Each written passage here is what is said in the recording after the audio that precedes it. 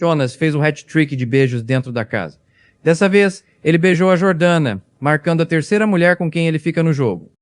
Aqui fora, a internet já entrou na brincadeira e surgiram vários memes dizendo que as próximas podem ser Solange ou Samira, e que por último ele ainda poderia beijar a Ana Paula. Na primeira participação, Jonas já tinha beijado 2 mulheres e agora nessa edição já chegou na terceira, aumentando ainda mais a fama dentro do reality. A zoeira não para por aí, o público já tá falando que se ele beijar mais uma, vai pro Hexa, como se fosse título de campeonato.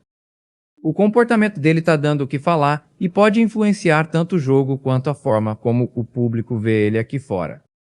Inscreva-se no canal para acompanhar tudo sobre o BBB.